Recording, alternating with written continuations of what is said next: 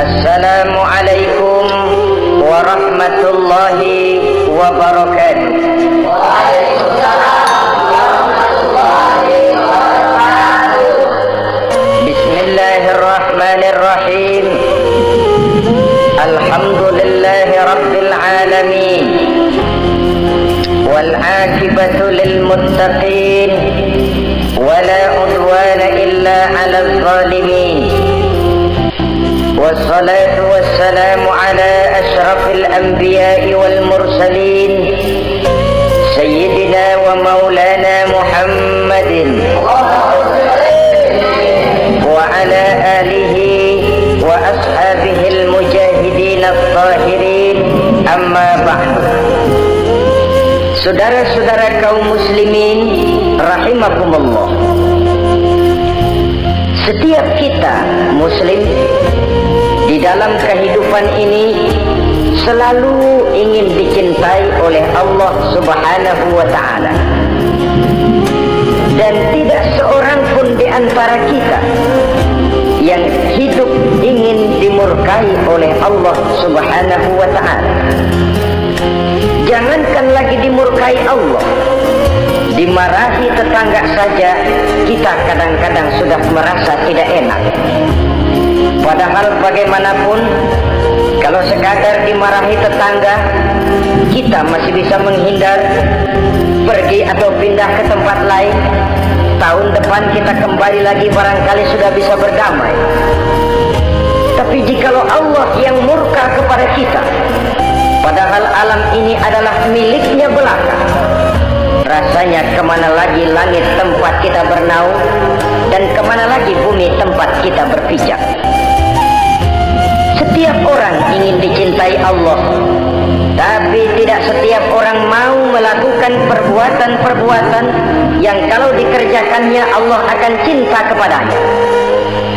Dan setiap orang tidak ingin dimurkai Allah, tapi orang kadang-kadang tanpa sadar melakukan perbuatan-perbuatan yang justru dimurkai oleh Allah Subhanahu wa ta'ala.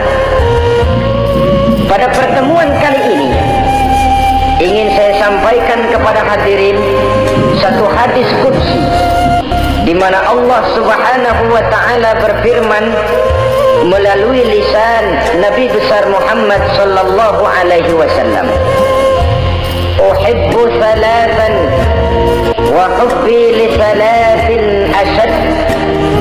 Aku cinta, kata Allah, kepada 3 macam golongan manusia, tapi aku lebih cinta lagi kepada yang 3 macam lagi. Jadi ada yang sekedar dicintai Allah, ada yang lebih lagi dicintai oleh Allah Subhanahu wa ta'ala. Siapa mereka? Mari kita ikuti satu persatu isi daripada hadis qudsi ini. Yang pertama, uhibbu ahlas sakha. Aku cinta, kata Allah, kepada orang-orang yang pemurah. Aku cinta kepada orang-orang yang ringan tangan, mempunyai kepekaan sosial yang tinggi, gemar menolong orang yang memang memerlukan pertolongan. Aku cinta kepada orang-orang yang semacam itu. Saudara-saudara kaum muslimin rahimakumullah, di zaman sekarang ini, seiring dengan makin tajamnya persaingan hidup, makin tingginya tensi ekonomi, antara tenaga kerja yang masuk pasaran dengan lapangan kerja yang tersedia jauh dari memadai, gaya hidup orang susumpit semakin individualis. Timbullah sikap hidup elu-elu, gua-gua. Kepekaan sosial mulai lentur dan luntur, tapi tidak terwujud di dalam kehidupan sehari-hari. Padahal agama mengajarkan Allah cinta kepada orang-orang yang bermurah tangan, gemar melakukan pertolongan, peka melihat penderitaan dan kesulitan orang lain. Adalah Allah melebihkan rezeki sebagian kita dari yang lain. Dimaksudkan untuk saling tolong menolong, bahu-membahu dan bantu-membantu. Sehingga dengan demikian, apa yang disabdakan Nabi dalam hadis, Ar-Rahimuna yarhamuhumur Rahman, irhamu ahlal ardi yarhamkum man fis sama. Orang-orang yang punya sifat belas kasih akan dikasihi oleh Allah Subhanahu wa ta'ala. Sayangi yang di permukaan bumi, nanti yang di langit akan sayang kepadamu, akan turun rahmahnya kepada kita bersama. Alangkah nikmatnya kehidupan ini, jikalau yang berkuasa menyayangi yang lemah lalu melindunginya, jikalau yang alim menyayangi yang awam lalu membimbingnya, jikalau yang kaya menyayangi yang miskin lalu mengulurkan tangan memberikan bantuannya, akan terciptalah rahmah dalam kehidupan. Tapi jikalau sebaliknya, yang berkuasa malah menindas dan menekan yang lemah, yang alim malah membodoh-bodohi yang memang sudah bodoh, sementara yang kaya menyantap yang miskin, akan terjadilah bala dan bencana dalam kehidupan. Bukan lagi rahmah yang turun, melainkan azab akan menimpa kita secara keseluruhan. Begitulah terdapat tirai halus yang memisahkan kita dari konsep ajaran agama kita yang luhur. Agama mengajarkan yadul ulya khairun min yadis sufla, bahwa tangan di atas lebih baik daripada tangan yang di bawah. Orang yang memberi lebih baik daripada orang yang menerima. Tapi yang kita praktekkan, kita selalu berada pada posisi tangan di bawah, menjadi umat yang manja, yang lemah, padahal bukan tidak punya potensi, tapi mungkin karena kita tidak pandai menginventarisir potensi. Kadang-kadang ada panitia pembangunan masjid, membangun masjid, meletakkan batu pertama sekaligus jadi batu terakhir. Setelah itu la yamutu wa la yahya, hidup tidak kelihatan geraknya, mati pun tidak ketahuan kuburannya. Masjid impoten, pesantren terbengkalai, majelis taklim terlunta-lunta, rumah sakit Islam tak kunjung selesai. Tidak adakah orang Islam yang kaya? Banyak. Tidak adakah orang Islam yang punya posisi kunci, posisi basah, posisi menentukan? Banyak. Secara jujur kita harus berkata, yang belum banyak ialah yang mau berbuat atas nama dan demi kepentingan agamanya. Kita juga bukan tidak punya potensi. Kita tidak pandai menginventarisir potensi untuk kepentingan dan kemaslahatan kita bersama. Saudara-saudara kaum muslimin rahimakumullah, dengan demikian kita bisa lihat dalam kehidupan sehari-hari di masjid misalnya. Itu kalau hari Jumat kadang-kadang kita sengaja mau berangkat sholat Jumat tidak bawa uang, maka yang paling lancar di masjid kotak. Saudara boleh lihat kotak itu dari sudut ke sudut hampir tidak pernah macet, lancar betul jalannya. Sekali macet kotak 50, 100. Wajar kalau masjid-masjid kita lalu impoten. Bagaimana akan mengadakan kegiatan kalau tidak ada dana? Oleh karena itu pada kesempatan ini saya ingin mengingatkan, berbahagialah kita jikalau oleh Allah Subhanahu wa ta'ala diberikan kepercayaan berupa titipan, wa mal malu wal banuna illa wadai'. Harta dan anak-anak tidak lain satu titipan dari Allah Subhanahu wa ta'ala, dan pada suatu saat titipan itu akan diambil oleh yang empunya. Allah cinta kepada orang-orang yang pemurah. Allah akan memberikan balasan yang berlipat ganda kalau saudara bersedekah kepada anak yatim. Bukan si yatim itu yang akan membalas. Kalau saudara membantu pembangunan masjid, bukan panitia masjid yang akan memberikan ganjaran. Kalau saudara membangun pondok pesantren, bukan kiai yang punya pesantren yang akan memberikan balasannya. Allah Subhanahu wa ta'ala melalui jalan yang tidak kita sangka-sangka, melalui jalan yang dalam istilah Quran disebut min haitsu la yahtasib, melalui jalan yang tidak pernah kita hitung, kita sangka sama sekali. Jalan lain yang hanya Allah saja yang maha tahu. Sebaliknya, wa hubbi lil faqiris sakhi asad, kata Allah, aku cinta kepada orang-orang yang pemurah, tapi aku lebih cinta lagi kepada orang-orang miskin yang pemurah. Orang kaya pemurah, Allah cinta. Orang miskin pemurah, Allah lebih cinta. Kenapa? Kalau orang kaya sodakoh 5.000 rupiah misalnya, orang miskin pun sodakoh 5.000 rupiah, sama jumlahnya, sama ikhlasnya, sama halalnya, tapi besarnya, pahala lebih besar sodakoh si miskin yang 5.000 rupiah itu ketimbang si kaya yang juga 5.000 rupiah. Kenapa maka demikian? Oh, buat orang kaya uang 5.000 apalah artinya, tapi buat si miskin, untuk jumlah 5.000 itu dia harus peras keringat, banting tulang, pergi pagi, pulang sore, kaki jadi kepala, kepala jadi kaki. Tapi kok dia berani bersedekah sejumlah sedekahnya orang kaya? Ini yang dinilai oleh Allah Subhanahu wa ta'ala. Saudara-saudara kaum muslimin rahimakumullah, sifat inilah yang dahulu dicontohkan oleh baginda Rasul.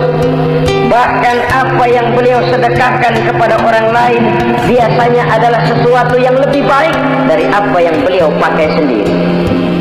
Watak ini yang diikuti oleh generasi sahabat. Kita ambil contoh ketika terjadi perang Tabuk misalnya. Datanglah Sayyidina Abu Bakar Siddiq, membawa seluruh harta bendanya disumbangkan di jalan Allah. Melihat ini Nabi bertanya, "Hal tarakta li ahlika syai'an ya Abu Bakar?" Wahai Abu Bakar, begini banyak harta yang kau infakkan fi sabilillah ini, apakah buat keluargamu sudah kau tinggalkan? Sayyidina Abu Bakar dengan tegak menjawab, "Taraktu lahumullaha wa rasulah." Sudah, saya tinggalkan mereka Allah dan Rasulnya. Saya tinggalkan mereka keyakinan, akidah, iman, bahwa kalau kami menolong Allah, menolong agama, Allah akan menolong kami. Bahwa kami tidak akan jadi melarat karena memperjuangkan agama.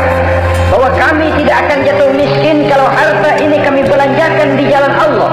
Kami tinggalkan keyakinan itu kepada anak-anak dan istri di rumah. Sementara harta yang ada seluruhnya kami bawa kemari. Keyakinan yang dimiliki oleh Sayyidina Abu Bakar Siddiq di zaman sekarang ini sudah merupakan keyakinan yang sangat langka. Kita belum yakin benar akan kebenaran janji Allah, sehingga dengan demikian timbullah keraguan-raguan. Apa iya kalau saya belanjakan uang ini di jalan Allah akan ada balasannya? Apa iya kalau uang ini saya gunakan untuk melaksanakan ibadah akan datang balasannya? Padahal dalam hadis kursi Allah menjanjikan, "Ana inda zanni 'abdi bi." Aku ini, kata Allah, bagaimana menurut persangkaan hambaku saja kepadaku. Kalau dia sangka baik, insya Allah baik datangnya. Kalau dia sangka tidak, aku bagaimana menurut sangka hambaku kepadaku. Itulah sebabnya dalam segala hal kita harus husnuzan, berbaik sangka kepada Allah Subhanahu wa ta'ala.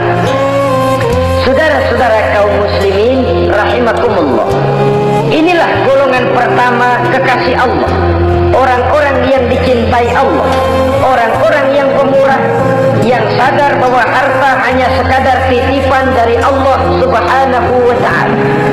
Dan harta menurut Nabi, apabila sudah kita belanjakan di jalan Allah, dia akan berkata, pertama, kuntu qalilatan fakatsartani, jumlahku sebenarnya sedikit, tapi lantaran engkau sedekahkan aku, engkau belanjakan aku di jalan Allah, maka jumlahku jadi banyak. Kau sedekah 1000 dibalas 7000 dikali 10 dikali 100 masih ditambah wallahu yudha'ifu liman yasha. Allah melipat gandakan pahala kebajikan dari orang-orang yang dikehendakinya. Yang kedua, harta itu akan bicara lagi. Kuntu faniyatan fa'abqaitani. Aku ini sebenarnya fana, tidak kekal, berubah, relatif dan temporer, sirna oleh pergeseran masa dan pertukaran waktu. Tapi lantaran engkau sedekahkan aku, engkau belanjakan aku di jalan Allah, maka nilaiku jadi kekal, akan mendampingi engkau sampai di hadratullah azza wa jalla di akhirat nanti.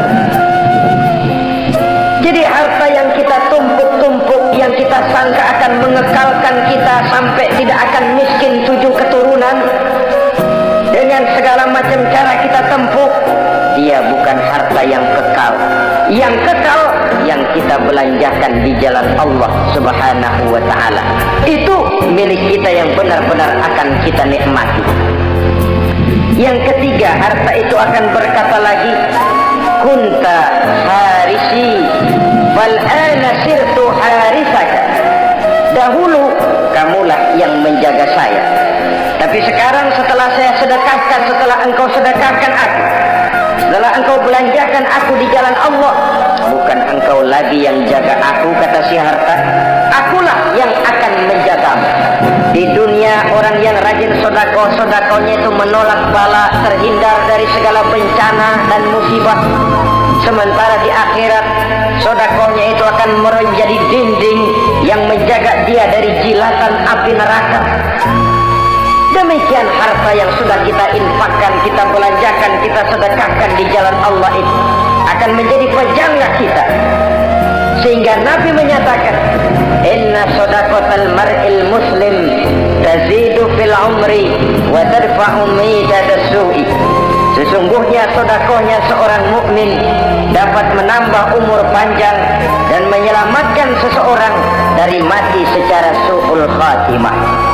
Marilah kita melihat bahwa agama ini memerlukan kita, bahwa umat ini mengharapkan pengorbanan kita. Dengan segala kemampuan yang ada pada diri kita, mari kita menyadari bahwa harta kita yang benar-benar milik kita sesungguhnya yang sudah kita belanjakan di jalan Allah subhanahu wa ta'ala. Saudara-saudara kaum muslimin rahimakumullah, inilah golongan pertama. Golongan yang kedua yang dicintai oleh Allah subhanahu wa ta'ala, uhibbul mutawadhi'in. Aku cinta, kata Allah, kepada orang-orang yang rendah hati, orang-orang yang membawa ilmu padi, makin berisi makin merunduk, makin di puncak makin sadar akan kelemahan dan keterbatasannya. Aku cinta kepada orang-orang yang rendah hati. Adalah satu sifat dari Rasulullah sallallahu alaihi wasallam yang diriwayatkan oleh Imam Abu Ja'far Al-Barzanji misalnya dalam rawi Barzanjinya, wa kana sallallahu alaihi wasallam syadidal haya'i wat tawab. Adalah Rasulullah sallallahu alaihi wasallam seorang yang sangat pemalu dan sangat rendah hati. Tawadu, tidak melonjak menjadi angkuh dan sombong. Walaupun beliau adalah asraful anbiya wal mursalin, nabi dan rasul termulia, imamul muttaqin, imamnya orang-orang yang bertakwa, rahmatan lil alamin, diutus sebagai rahmah bagi seluruh alam. Tapi tawaduknya demikian luar biasa. Ketika beliau terusir dari Mekah, kita bisa membayangkan meninggalkan kampung halaman, meninggalkan keluarga yang berbeda akidah, hijrah ke Madinah.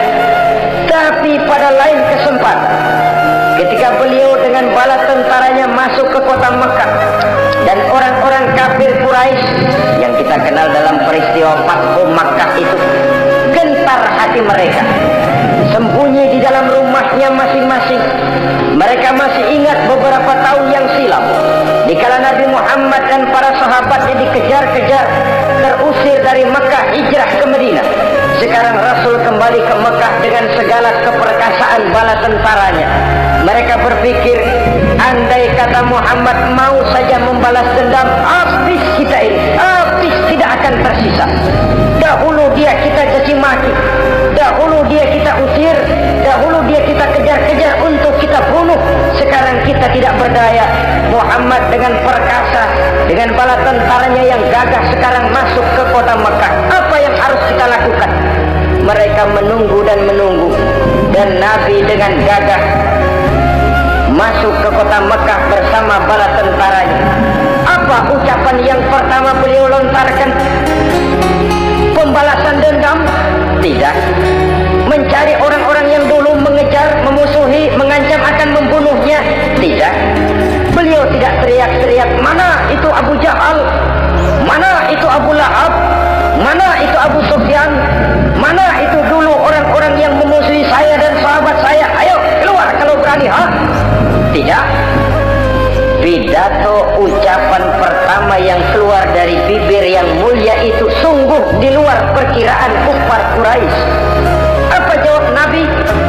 Pidato Nabi, al-yauma yaumul marhamah. Tuan-tuan para Quraisy, tidak usah khawatir. Hari ini adalah hari yang penuh kasih sayang. Saya masuk ke kota Makkah semata-mata untuk menunaikan ibadah. Tidak akan ada balas dendam, tidak akan ada pertumpahan darah. Siapa yang masuk ke Masjidil Haram dia aman. Siapa yang masuk ke Masjidil Haram dia tenang, tidak akan diganggu barang sedikit pun. Bersih hatinya dari balas dendam. Tidak ada watak untuk menunjukkan kepungahan pada beliau berada di puncak kejayaan. Tidak. Ini yang disebut sadidul haya wa tawadhu. Sangat rendah hati. Tidak melonjak menjadi angkuh dan sombong lantaran keberhasilan yang pernah dicapainya. Uhibbul mutawadhi'in. Aku cinta kepada orang-orang yang rendah hati. Makin berkuasa, makin rendah hati. Makin berilmu, makin rendah hati. Makin kaya, makin tawadhu. Wa hubbi lil ghaniyil mutawadhi asad. Tetapi kata Allah, aku lebih cinta lagi kepada orang-orang kaya yang rendah hati. Orang miskin tidak sombong, Allah cinta. Orang kaya tidak sombong, Allah lebih cinta. Sebabnya apa? Rasa-rasanya kalau ada orang miskin tidak sombong, memang sudah harusnya. Tapi kalau ada orang kaya, apa saja dia punya. Kebunnya ada di mana-mana, kendaraannya sejumlah keluarganya, uangnya, depositonya ada di berbagai bank, pabriknya banyak. Apa saja dia punya, tapi tidak sombong, tawadhu. Ini yang lebih dicintai oleh Allah Subhanahu wa ta'ala. Saudara-saudara kaum muslimin rahimakumullah. Oleh karenanya hadis kursi ini menanamkan kesadaran kepada kita bersama bahwa yang pantas untuk sombong hakikatnya cuma Allah saja. Itu sebabnya salah satu asmaul husna Allah disebut al-mutakabbir. Kalau Allah sombong wajar, karena memang tidak ada Tuhan lain selain Allah. Alam dan seluruh isinya adalah miliknya belaka. Tidak ada satupun yang bisa mengklaim. Al-mutakabbir wallah. Yang pantas sombong hanya Allah Subhanahu wa ta'ala. Saudara-saudara kaum muslimin rahimakumullah. Yang ketiga, orang yang dicintai oleh Allah Subhanahu wa ta'ala, uhibbut taibin. Aku cinta kepada orang-orang yang bertaubat, kepada orang-orang yang apabila berbuat kesalahan dia segera sadar, dijadikannya kesalahan itu sebagai satu pelajaran untuk tidak diulanginya lagi pada masa yang akan datang. Adalah lebih baik kita mulai dari kertas yang kelabu, hitam sekalipun, kalau akhirnya akan menjadi lembaran-lembaran yang putih. Ketimbang kita mulai dengan lembaran yang putih, kalau akan ditutup dengan lembaran-lembaran hitam noda yang tidak berhapus. Allah Subhanahu wa ta'ala Maha Pengampun, Pengasih dan Penyayang. Ia akan memaafkan segala perbuatan yang bersifat salah dari hamba-hambanya, asalkan tidak diulanginya lagi. Manusialah yang sering kejam, membiarkan dirinya larut dan hanyut diseret arus dosa. Ia sadar itu satu kesalahan, tapi tidak berupaya untuk menyelamatkan dirinya sendiri. Apakah itu berupa yang namanya judi, minuman keras, menipu orang lain, durhaka kepada kedua orang tua, jahat kepada tetangga, suka memfitnah orang lain. Dibiarkan dirinya hanyut di dalam lembah dosa tanpa upaya penyelamatan sama sekali. Atau kadang-kadang mengulur waktu, nanti saja sudah tua-tuaan taubatnya, padahal waktu tidak pernah main-main. Uhibbut taibin, aku cinta kepada orang-orang yang mau bertobat. Wa hubbi lisabit taib asad, tapi aku lebih cinta lagi kepada orang-orang muda yang mau bertaubat. Apabila orang tua bertaubat, Allah cinta. Anak muda bertaubat, Allah lebih cinta. Dalam usia mudanya, di mana darah masih mengalir dengan panas, sejuta khayal dan keinginan masih bersemi di dalam benaknya, dia sanggup blokir semua itu, disalurkannya di jalan Allah. Allah cinta sekali kepada orang-orang semacam itu.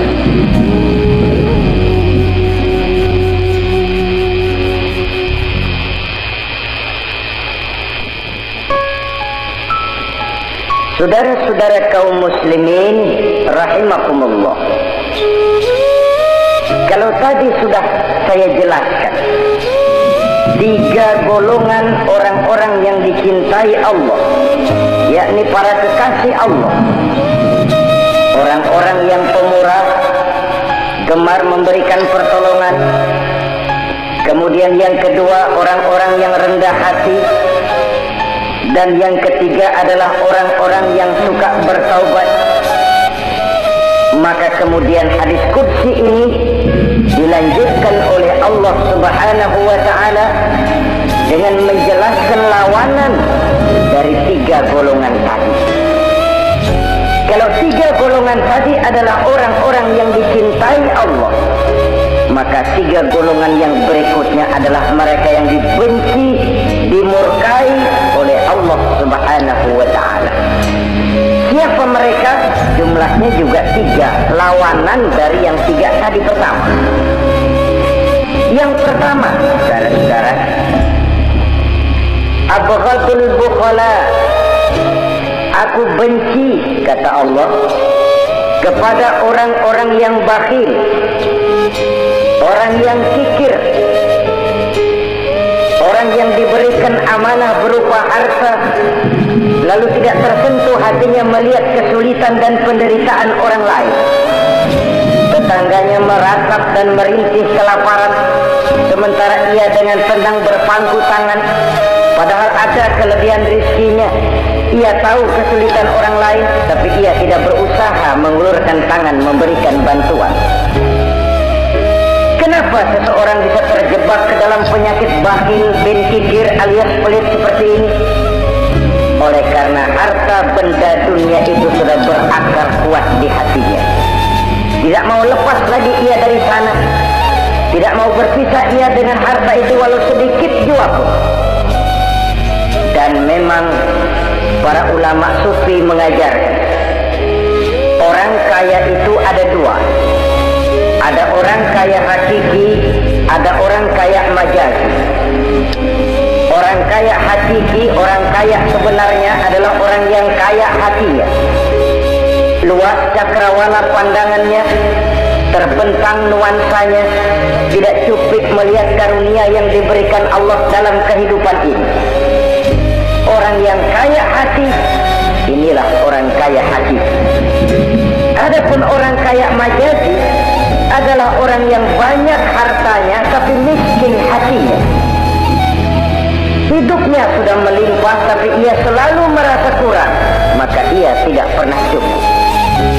Posisinya sudah kaya, tapi ia masih merasa miskin, maka ia pun selalu miskin. Imam Ghazali rahimahullah memberikan contoh yang indah.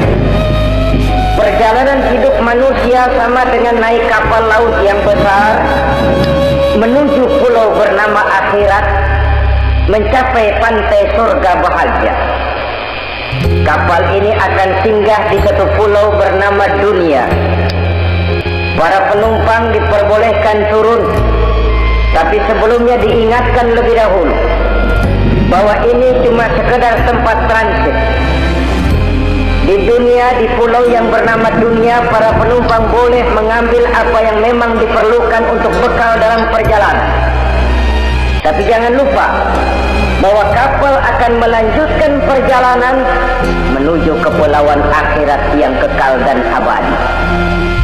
Maka turunlah para penumpang ke pulau yang bernama dunia ini. Macam-macam tingkah lakunya ketika mereka menjejakkan kaki ke pulau dunia. Ada yang tetap sadar kepada pesan nakoda. Dia turun ke pulau yang bernama dunia, yang hijau, ranau, indah, memikat, mempedaya, mempesona. Tapi ia tetap sadar, ini cuma tempat transit, ini cuma tempat persinggahan sementara, bukan ini tempat yang akan saya tuju. Kapal akan segera berangkat, saya harus bersiap-siap. Diambilnya apa yang diperbolehkan di pulau bernama dunia sebagai bekal menuju perjalanan akhirat, dan setelah itu dia segera kembali ke kapal untuk melanjutkan perjalanannya. Ada pula penumpang yang lalai. Ketika turun ke pulau bernama dunia ini, ia lupa kepada pesan sang nakoda. Ia terpedaya oleh hijau ranaunya kepulauan dunia. Ia terpikat oleh gemerlapnya kehidupan dunia. Sibuklah seluruh waktunya untuk mengambil segala yang ada di kepulauan dunia ini. Ia menyangka bahwa ia sudah sampai kepada tujuan yang sebenarnya.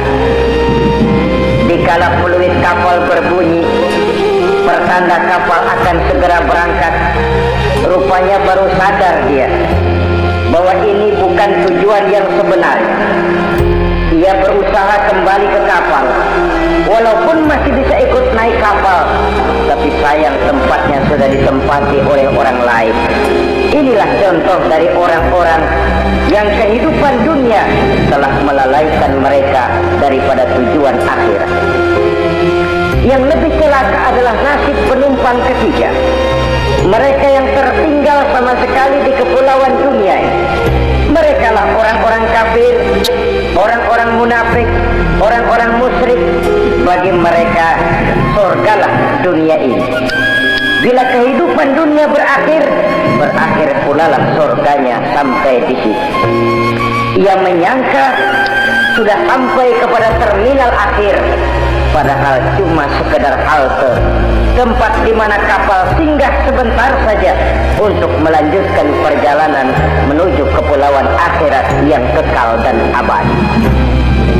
Saudara-saudara kaum muslimin rahimakumullah, orang-orang yang sadar bahwa dunia cuma sekedar satu tempat transit, maka kesadaran itu menggugah dia kepada keyakinan terhadap kalimat inna lillahi wa inna ilaihi raji'un.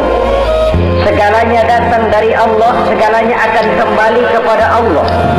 Tidak ada yang dibawanya saat ia terlahir ke alam dunia ini, dan tidak akan ada yang dibawanya kembali saat ia keluar meninggalkan alam dunia ini, kecuali iman dan amal soleh yang dikerjakannya di dalam kehidupan kita.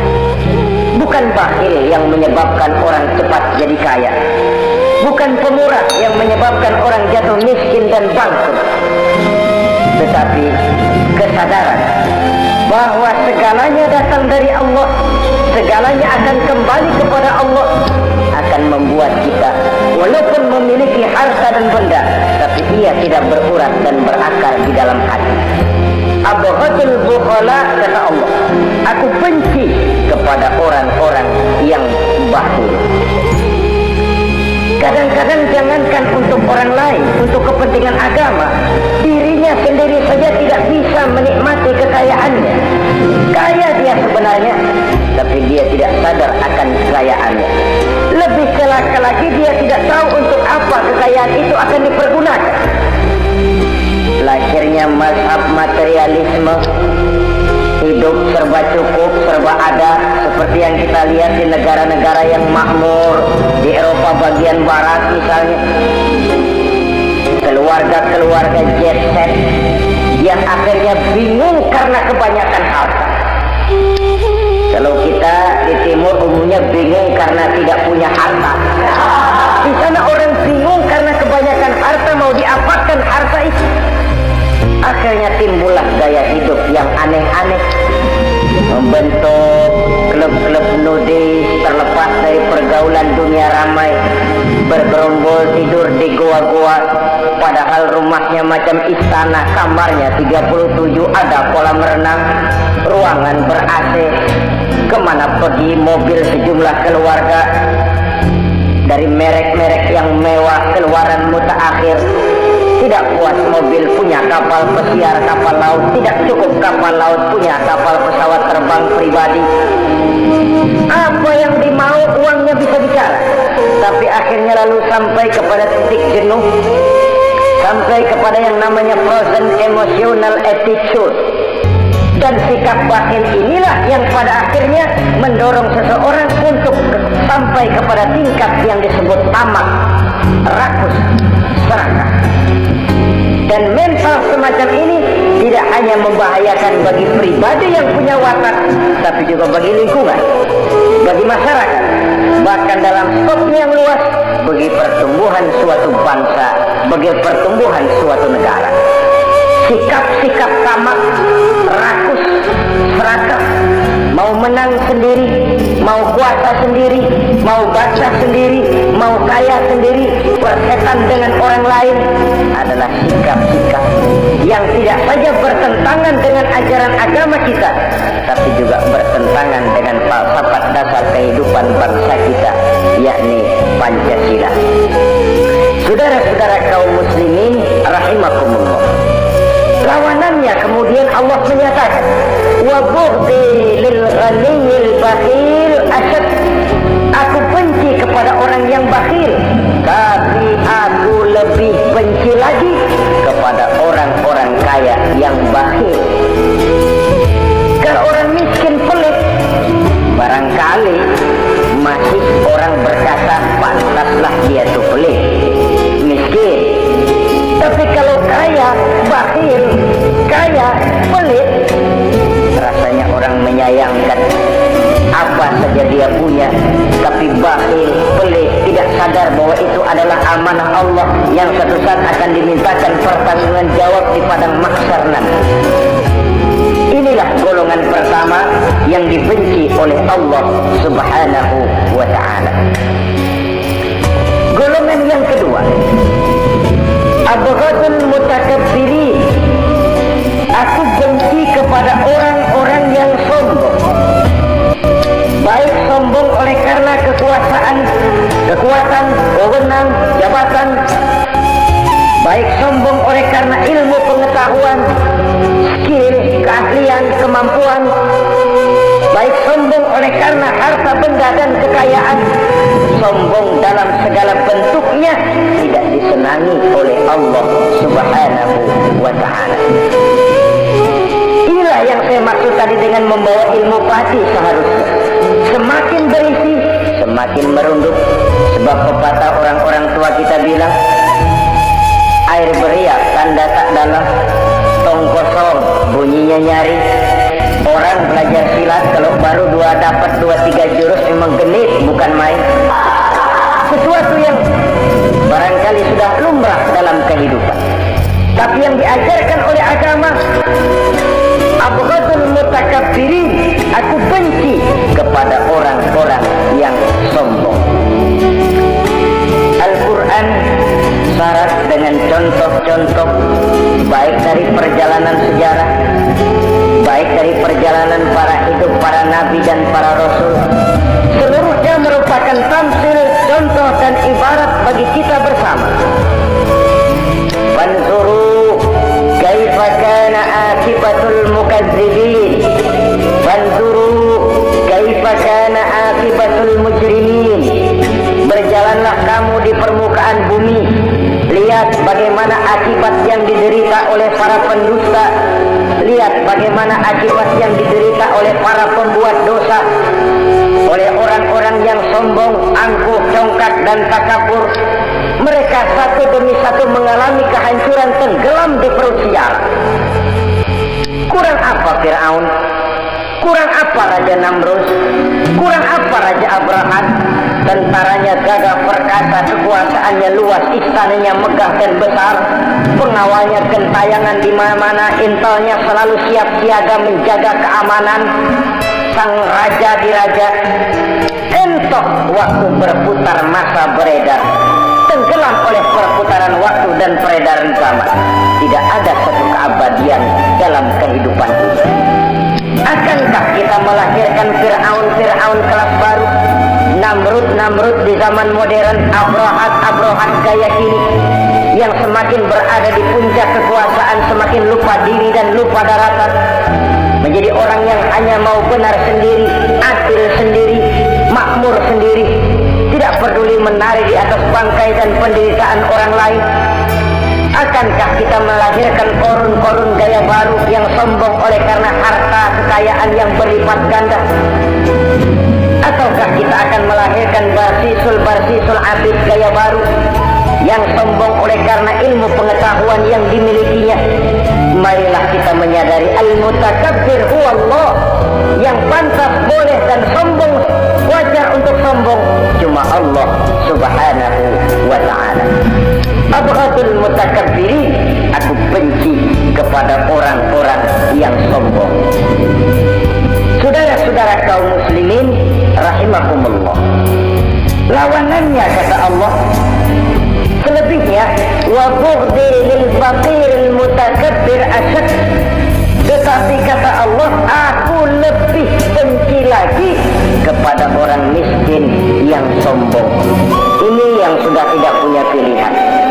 Orang pintar sombong barangkali lumayan, goblok sombong minta ampun, pejabat sombong barangkali karena punya pangkat, rakyat sombong apa yang mau disombong, orang kaya sombong barangkali karena kekayaannya, melarat miskin sombong minta ampun.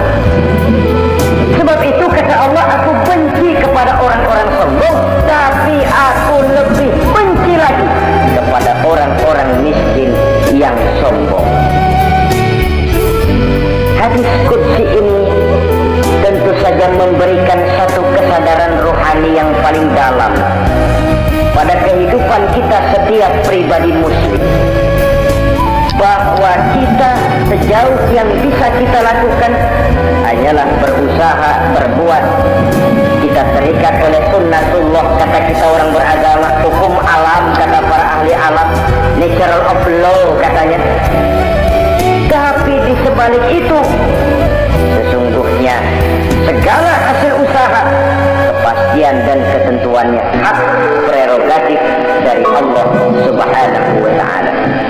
Sehingga pada puncaknya kita akan sampai kepada pengjujur la haula wa la quwwata illa billah. Tidak ada daya kita, tidak ada kekuatan kita kecuali apa yang memang telah diberikan Allah. Dialah sumber daya, sumber gerak, sumber seluruh kekuatan. Dan kita manusia hanya mencapai itu kalau dikaruniai oleh Allah subhanahu wa ta'ala. Sewajarnya makin bertambah ilmu, makin sadar kita akan kebodohan kita. Seperti yang diucapkan oleh Al-Imam Syafi'i rahimahullah, setiap tambah ilmuku, bertambah tahulah aku akan kebodohan. Sewajarnya semakin bertambah harta kita, semakin sadar kita akan kemiskinan kita. Semakin bertambah tinggi pangkat dan jabatan kita, semakin sadar kita dari mana kita datang, kemana kita akan pulang, dan di mana kita akan berada sekarang. Dengan Dengan kata lain, ilmu itu, harta itu, pangkat dan kedudukan itu sesuatu yang perlu dan perlu. Tapi bukan sebagai tujuan. Semuanya cuma sekedar alat. Tujuannya apa? Jangka panjang di akhirat untuk mencapai ridho Allah. Jangka pendek di dunia ini harus menjadi rahmatan lil alamin. Bagaimana ilmu itu jadi rahmah bagi lingkungan, bagaimana kekuasaan itu jadi rahmah bagi lingkungan, bagaimana harta itu jadi rahmah bagi lingkungan, berfungsi sosial untuk kebersamaan di dalam kehidupan ini.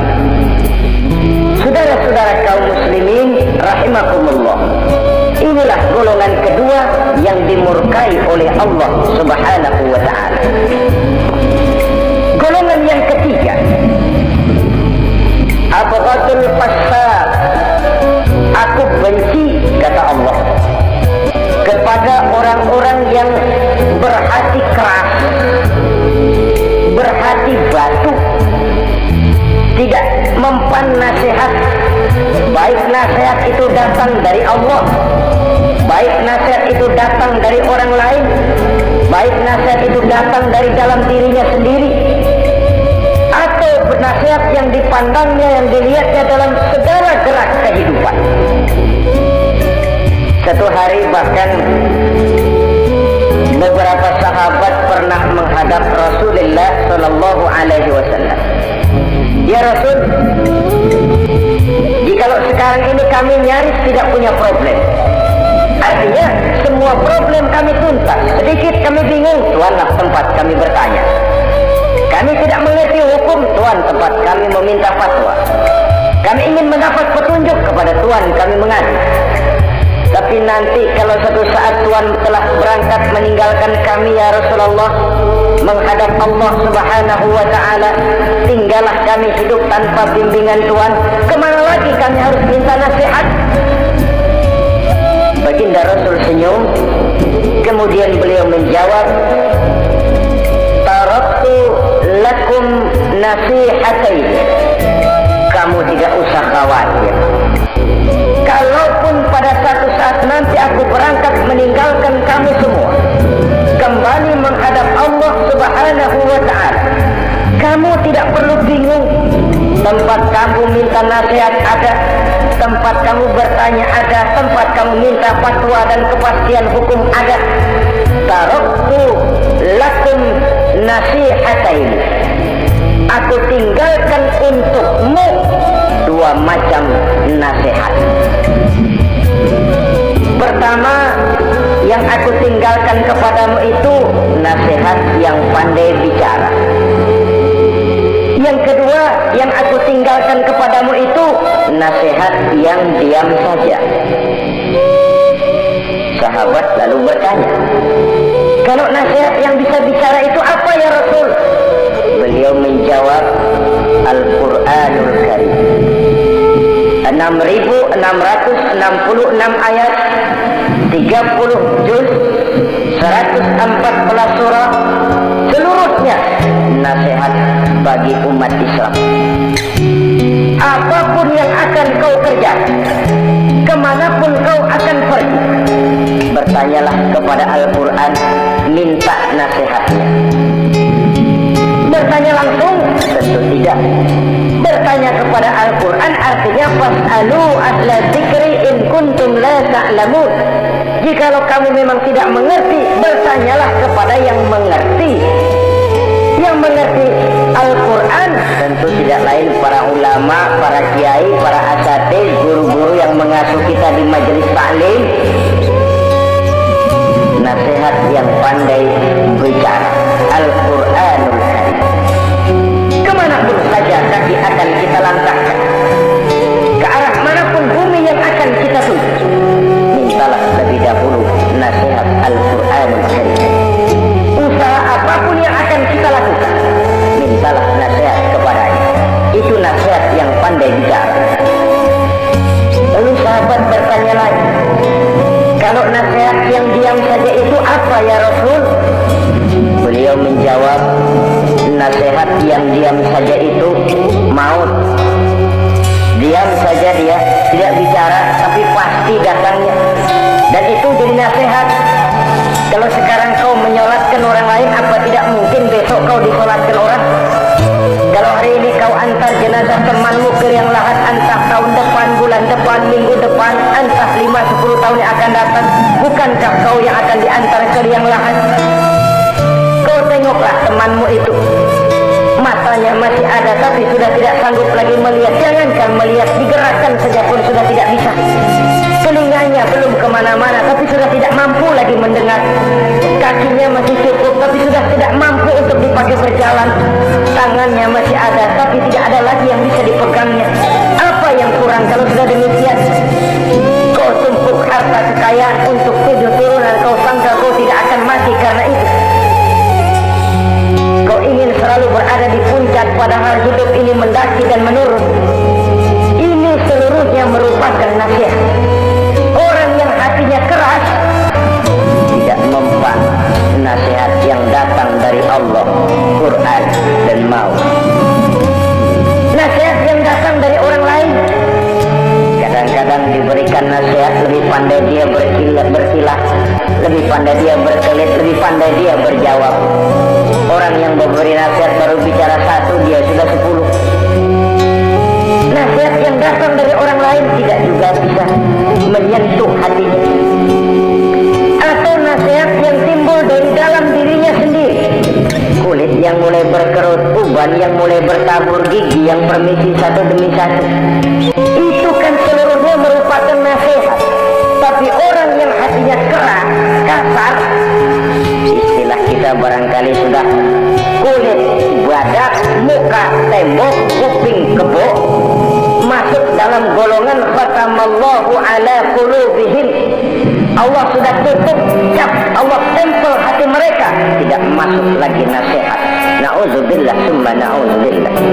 Beruntung kita kalau oleh Allah ini diberikan hati yang lembut, peka, mudah menerima kebenaran, tidak tertutup terhadap kebenaran. Walaupun kebenarannya itu datang dari seorang budak yang hitam legam. Karena memang agama mengajarkan khuzil hikmata wa la yadurruka min ayyi wi'ain kharajat. Ambillah hikmah, ambillah kebenaran, tidak usah terlalu kau pedulikan dari mana sumbernya. Asal itu merupakan kebenaran, jadikan sebagai nasihat di dalam kehidupan. Saudara-saudara kaum muslimin rahimakumullah, rugi dan celaka kita kalau sampai diberikan hati yang keras, kasar, masuk dalam qaswatul qalbi, hati yang kasar, keras, tidak mempan nasihat apapun. Kalau kadang-kadang masuk telinga kanan, keluar lagi telinga kiri, tidak pernah singgah di lubuk hatinya walau sebentar sekalipun, tidak pernah transit, atau kalaupun transit seperti air di daun talas, mudah bergoyah ke kiri dan ke kanan. Allah benci kepada orang-orang yang hatinya keras. Selanjutnya, wa bughdi lisaykhil fasik asad. Tapi kata Allah, aku lebih benci lagi kepada orang tua yang hatinya keras. Tua-tua keladi katanya, makin tua makin menjadi. Kalau ada anak muda bandel, nakal, setidaknya orang masih punya harapan. Masih ada orang berkata, ya doain aja dah, mudah-mudahan dia makin dewasa, makin lurus jalan hidupnya, makin benar langkahnya, makin sadar rasa keagamaannya. Masih ada ucapan seperti itu. Tapi kalau sudah tua malah makin gila, orang sudah habis harapan. Paling orang bilang, laki-laki udah asar, udah maghrib, udah dekat ke lubang kubur, bedung maghrib masih nyingsot aja di peramasan. Saudara-saudara kaum muslimin, habis rasanya harapan orang. Aku benci kepada orang yang hatinya keras, tapi aku lebih benci lagi kepada orang tua yang berhati keras. Kenakalan remaja dibenci Allah, kenakalan orang-orang tua lebih dibenci oleh Allah Subhanahu wa ta'ala. Saudara-saudara kaum muslimin rahimakumullah, semoga kita termasuk ke dalam golongan orang-orang yang dicintai Allah, para kekasih Allah, dan kita berlindung kepada Allah jangan sampai termasuk ke dalam golongan golongan orang-orang yang dimurkai dan dibencinya. Inilah yang kita bicarakan pada pertemuan kali ini. Terima kasih dan mohon maaf. Wassalamualaikum warahmatullahi wabarakatuh.